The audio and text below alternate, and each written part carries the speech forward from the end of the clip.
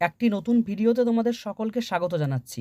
আজ আমরা আলোচনা করব বর্ধমান ইউনিভার্সিটির ফার্স্ট সেমিস্টারের এক্সাম কবে নাগাদ হতে পারে এবং বর্তমানে শিক্ষার্থীদের কি করা উচিত।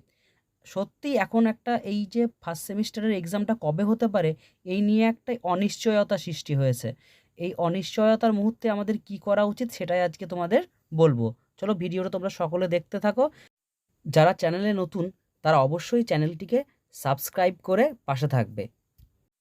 তোমরা প্রত্যেকেই জেনে গেছো যে বিশ্ববিদ্যালয় কর্তৃপক্ষ জানিয়ে দিয়েছে যে দ্বিতীয় সেমিস্টারের ক্লাস শুরু করার জন্য, এবং সেই মতো প্রায় বেশিরভাগ কলেজই দ্বিতীয় সেমিস্টারের ক্লাস শুরু হয়ে গেছে এবং তোমরা হয়তো ক্লাস করেও নিয়েছো।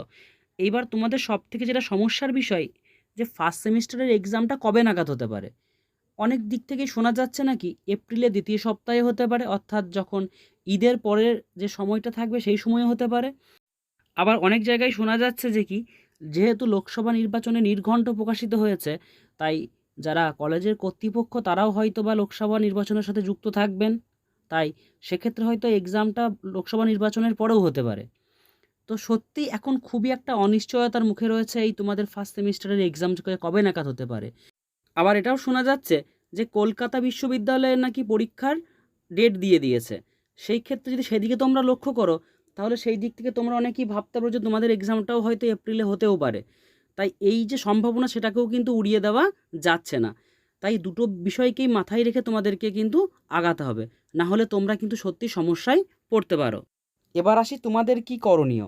তোমরা প্রত্যেকেই কিন্তু সেকেন্ড সেমিস্টারের জন্য পড়া শুরু করে দাও, এবং তার সাথে সাথে ফার্স্ট সেমিস্টারের যে সমস্ত তোমাদের পড়াগুলো ইতিমধ্যে প্রস্তুত হয়ে গেছে সেগুলোকেও অল্প অল্প রিভাইজ দিতে থাকো।